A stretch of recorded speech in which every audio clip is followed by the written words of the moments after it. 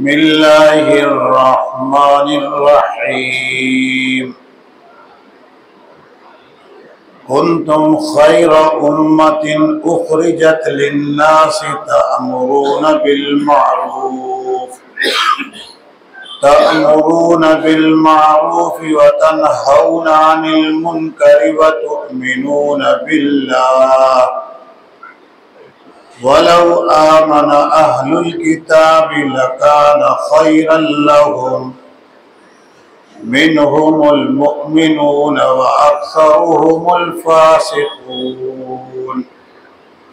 لن يضروكم إلا أذى وإن يقاتلوكم يولوكم الأدبار ثم لا ينصرون ضربت عليهم الذلة أينما ثقفوا إلا بحبل من الله وحبل من الناس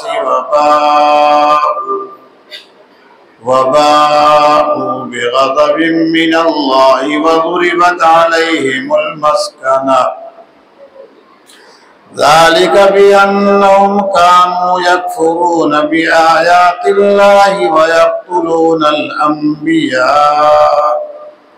ويقتلون الأنبياء بغير حق ذلك بما عصوا وكانوا يعتدون صدق الله العظيم۔ آپ کے سامنے پارہ نمبر 4 سورت نمبر 3 سورہ آل عمران کی آیت نمبر 110 111 اور 112 کی تلاوت ہوئی ہے۔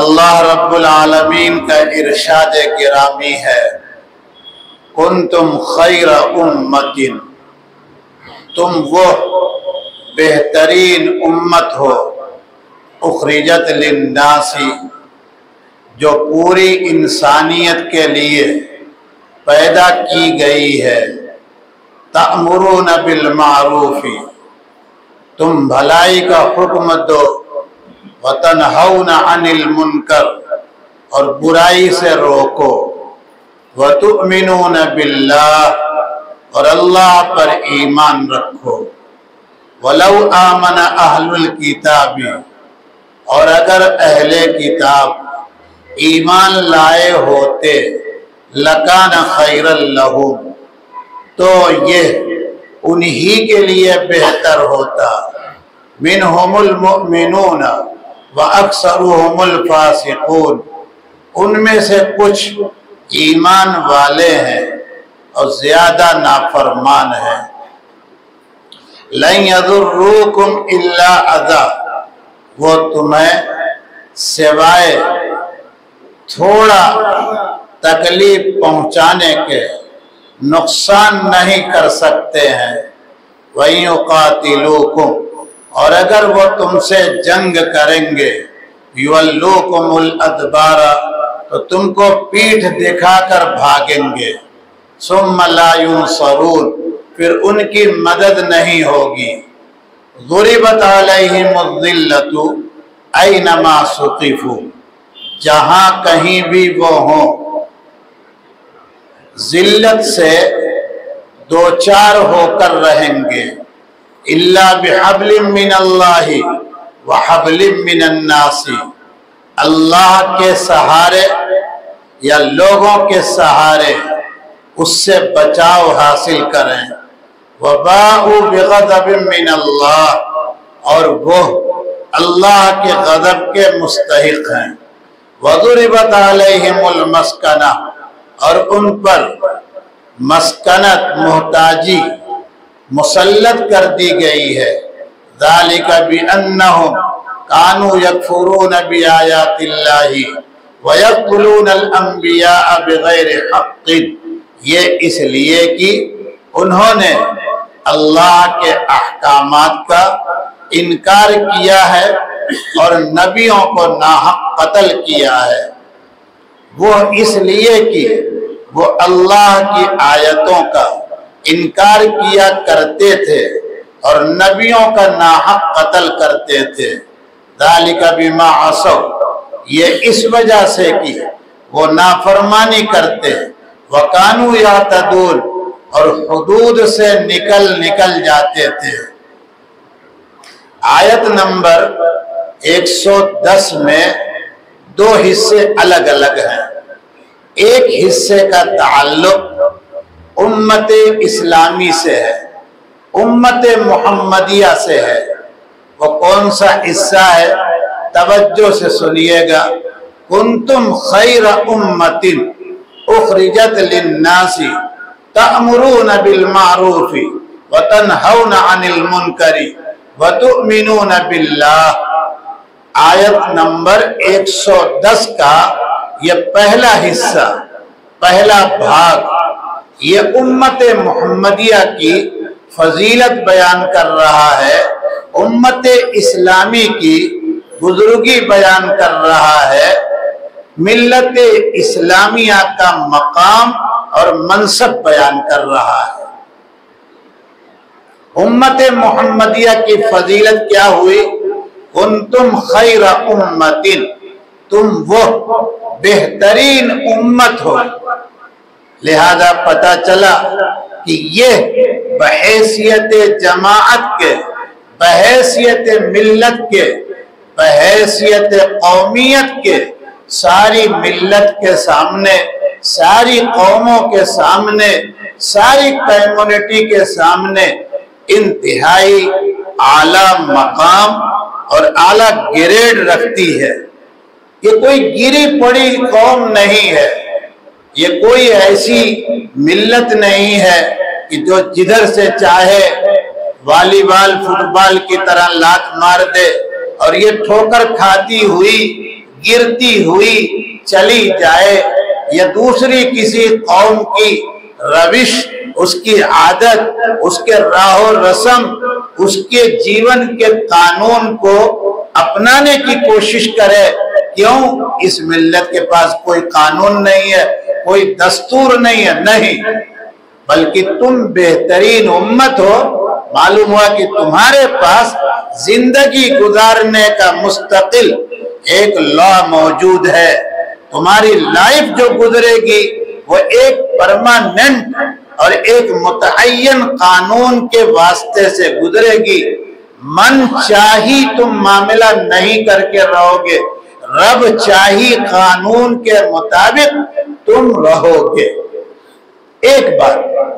دوسری بات یہ کہ جتنی ملتیں آئی ہیں صرف اپنے لیے، جتنی کمیونٹی ہے وہ صرف اپنے لیے، اسی لیے او بی سی کا نعرہ لگتا ہے، اسی لیے اور بھی نعرے لگتے ہیں، وہ صرف ایک دائرے میں، ایک کیا نام ہے کہ گراؤنڈ کے اندر ہی ان کو رہنا ہے۔ اس سے آگے وہ پرائم منسٹر بنیں گے او بی سی، سی ایم بنیں گے او بی سی، جھاڑو دیں گے او بی سی، کلکٹر بنیں گے O B C, prime minister کے اوپر والی کرسی جس پر ایک بیٹھی ہوئی ہے وہاں بھی جائیں گے تو او بی سی، اس سے زیادہ کچھ ملنے والا۔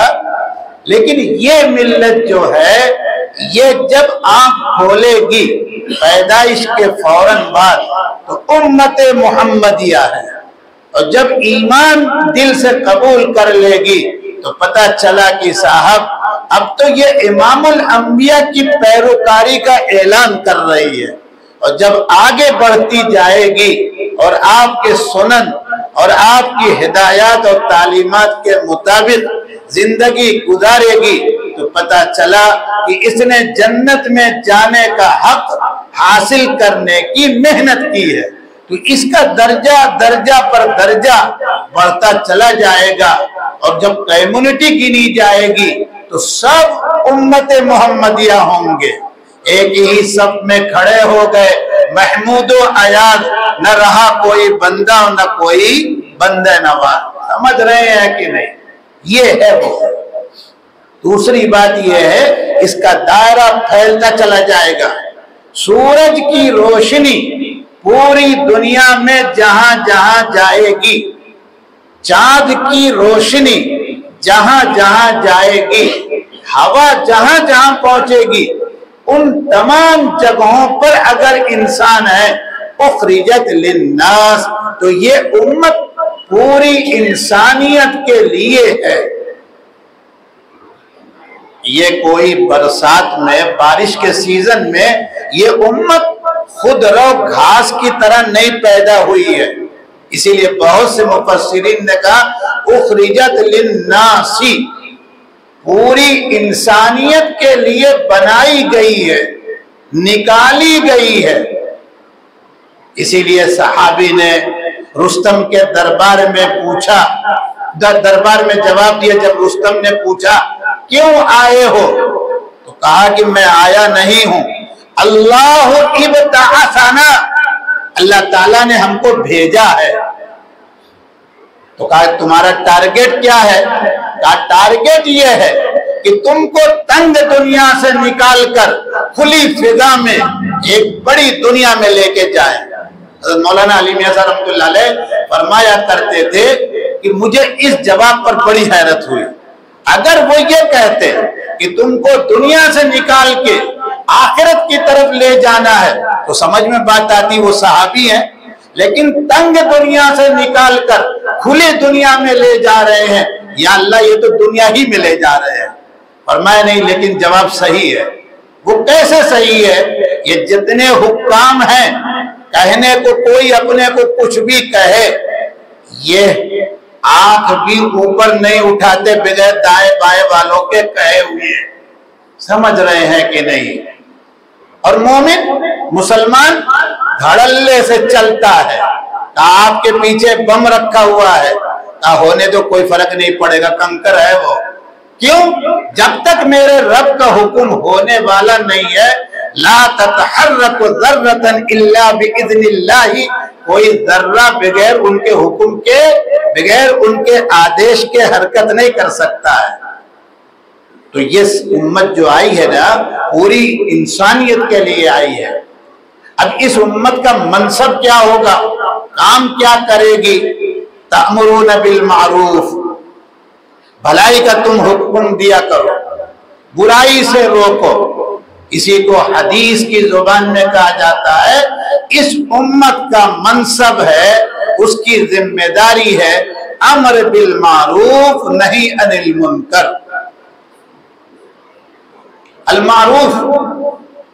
المعروف کا معنی ایسی چیز جو جانی پہچانی ہو. یعنی جب مسلمان بننے کا کوئی اعلان کرے گا تو اس کے سماج میں، اس کی سوسائٹی میں، اس کے گھر میں وہی چیز پہچانی جائیں گی جو چیز امام الانبیاء صلی اللہ علیہ وسلم لے کر آئے ہیں. اس کے علاوہ کوئی چیز، ایمان کا اعلان کیا تو کہا دروازے پر آ کر السلام علیکم، تو بیگم تھی کہنے لگی زندگی بھر سلام سلام کرتے، چلے آئیے بیٹی بہو تو ہیں اور کون ہے؟ تو کہا نہیں تم نہیں سمجھتی ہو، کبھی بیٹی کے سر سے بھی، کبھی بہو کے سینے سے بھی دوپٹہ نیچے ہو جاتا ہے، یہاں بھی میری نظر پڑنی چاہیے. اور جب بڑے میاں نے دروازے پر کہا السلام علیکم تو سب سنبھل گئی جلدی سے. وہ تو بہرحال اب سمجھ میں آئے گا نہیں ہم کو نا. اب تو اگر آپ نے سلام کیا تو سب سینہ کھول کے کھڑی ہو جائیں گی.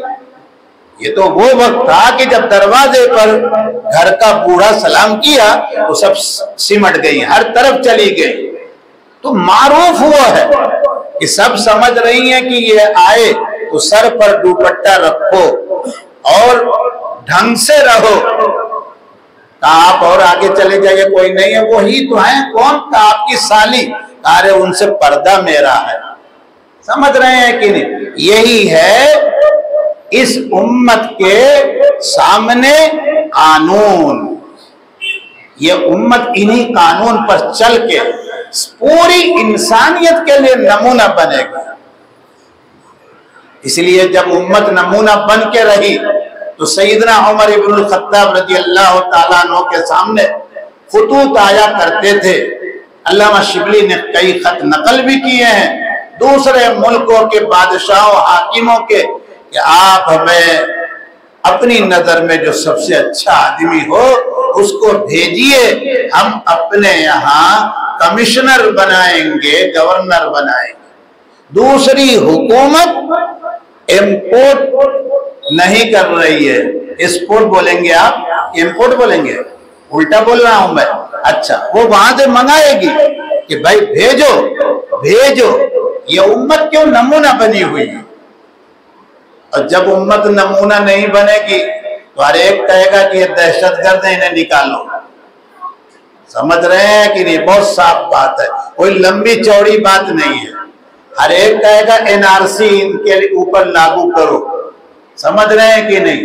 اور آج کی دنیا تو آپ دیکھ لیجئے، 100 سال کی بات نہیں، کئی 100 سال کی بات نہیں. حضرت اسماعیل کے زمانے کی پراپرٹی میرے باپ کے نام اب تک چلی آ رہی ہے، میرے دادا کو وہی زمین ملی ہے، لیکن آج بھی اس زمین پر میری ملکیت کا حق ثابت ہو رہا. کیوں؟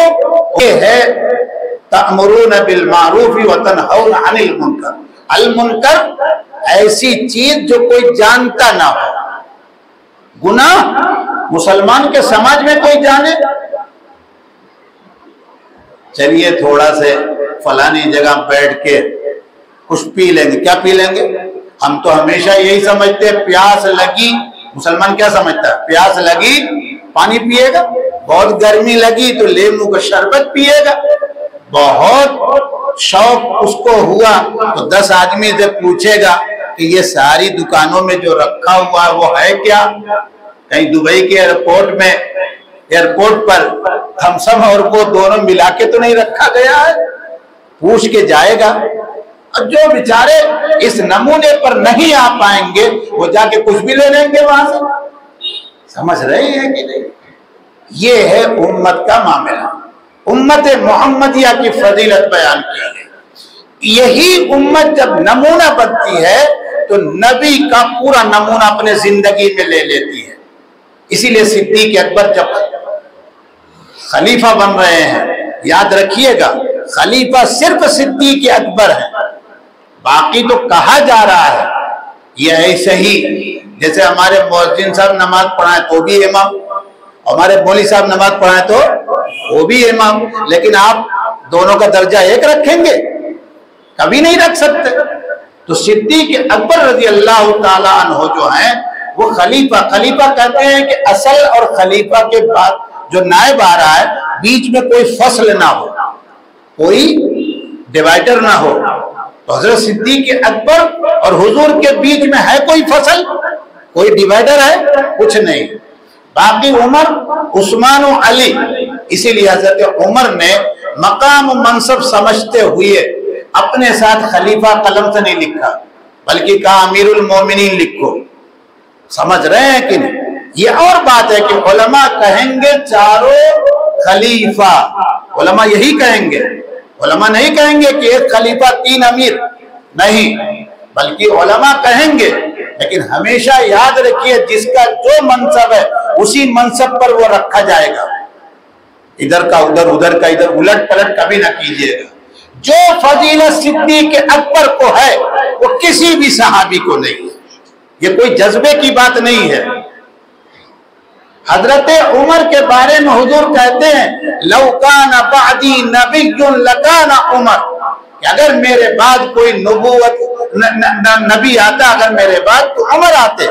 اتنی بڑی ڈگری آپ دے رہے ہیں، سند دے رہے ہیں، لیکن اس کے باوجود صدیق اکبر سے حضرت عمر آ کے کہتے ہیں غار والی رات مجھ کو دے دیتے آپ.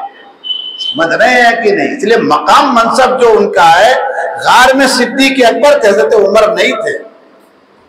بہرحال بات لمبی ہو گئی. آپ کو یہاں صرف ایک بات سمجھنا ہے کہ یہ امت بہترین امت ہے. اس کو یہ سند مل رہی ہے اور اس کا منصب کیا ہے؟ بھلائی کو پھیلائے گی، بھلائی کو بتائے گی، لیکن کب؟ جب بھلائی کا نمونہ بنے گی تو۔ اب مختصر دو چار لفظ اور کہہ دوں، امر بالمعروف اور نہی عن المنکر کی ایک ہی شکل پکڑ کے بیٹھنا یہ صحیح نہیں ہے۔ یہ جو کام اس وقت ہو رہا ہے یہ بھی امر بالمعروف نہی عن المنکر ہے۔ بڑے بڑے علماء نے کتابیں لکھی ہیں، یہ بھی امر بالمعروف نہی عن المنکر ہے، دعوت و تبلیغ ہے۔ یہ بھی مدرسے میں پڑھایا جا رہا ہے، بڑی بڑی کتابیں پڑھا رہے ہیں، محنت کر رہے ہیں، وہیں پڑھے رہتے ہیں، یہ بھی وہی کام ہے۔ ائمہ مؤذنین یہی کام۔ اللہ تعالیٰ نے ہندوستان کے اندر کاندھلا کے ایک بندے سے ایک کام لیا، اس کا ایک طریقہ اس کے دل میں ڈال دیا، وہ بھی دعوت و تبلیغ کا ایک حصہ ہے۔ ہمیشہ اس بات میں سمجھنے کی کوشش ہونی چاہیے، شیطان سب کو لڑانے کی کوشش کرتا ہے۔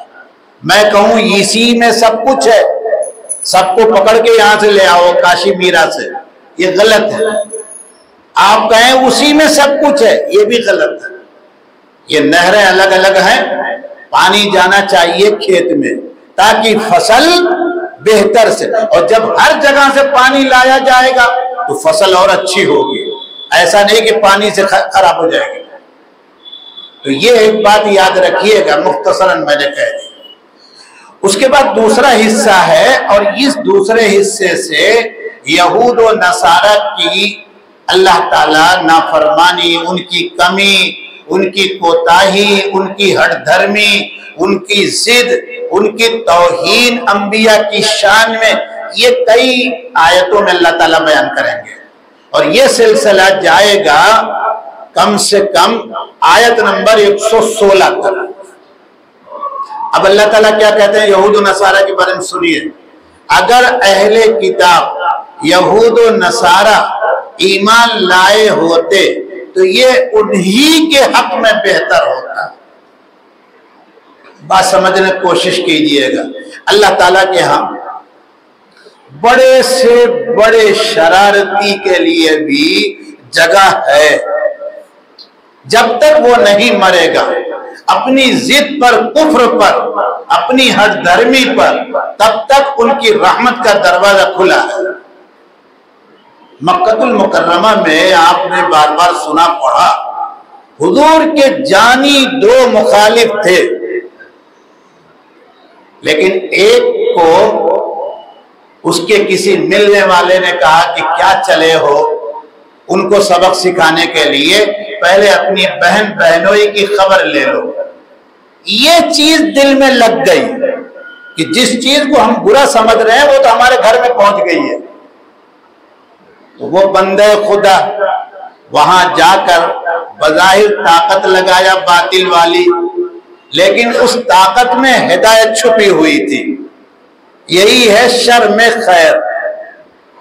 اور ایک وہ تھا کہ جس نے کبھی بھی خیر سمجھنے کی کوشش نہیں کی، تو بدر میں 3 بچوں نے مل کر اور ایک کمزور صحابی نے سینے پر بیٹھ کر گردن کاٹ کے گھسیٹ کر بدر کا جو سب سے پرانا بدبودار کنواں تھا اس میں ڈال دیا گیا۔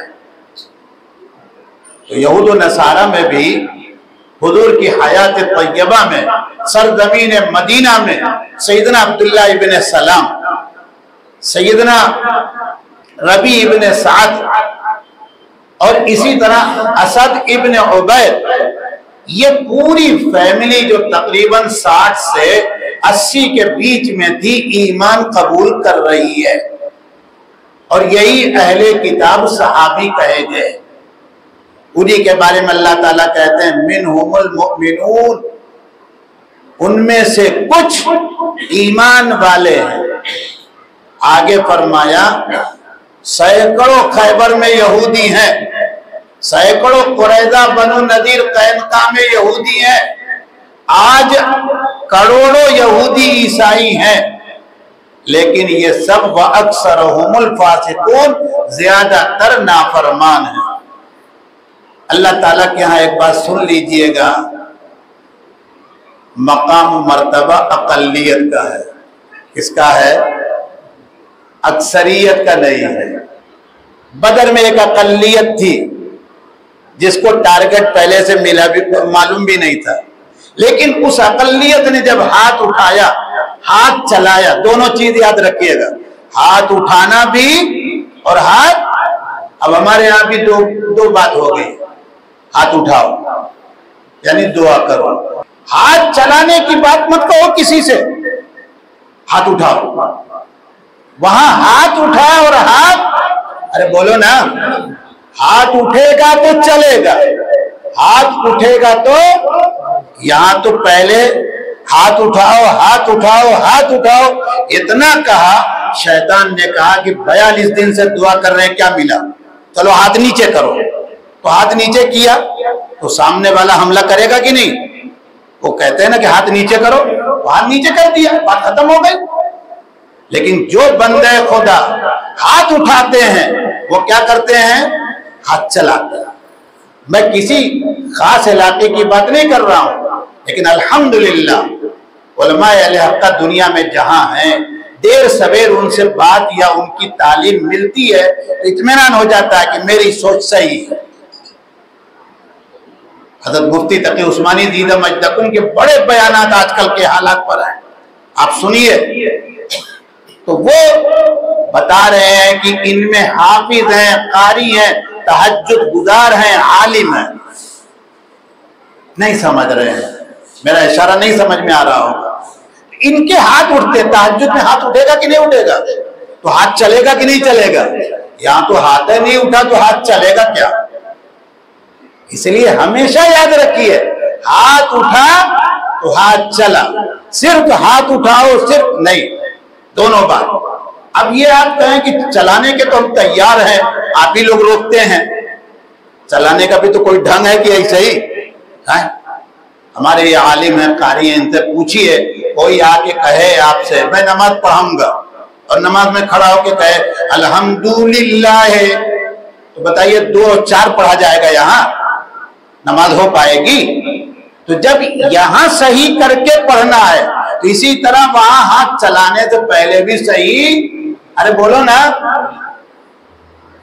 जिनको सब्जी पकानी नहीं आती तो खिचड़ी पकाते हैं, क्या पकाते हैं? समझ रहे हैं कि नहीं? सब्जी नहीं पकती बल्कि क्या पक जाती है? खिचड़ी पक जाती है। और जिनको खिचड़ी नहीं पकानी आती है वो हमारे देहाती जुबान में ले ही बना देते हैं, यानी यहां गिराओ तो वहां पहुंच जाएगी। तो हम आप जाएंगे वहां या हम आप यहां चलेंगे? हम आपके लिए तो एक ही आसान रास्ता अल्लाह मियां ने दिया है, हाथ उठा के जेब में हाथ डाल दो और सामने वाले के मुंह में 200 डाल दो, काम हो जाएगा।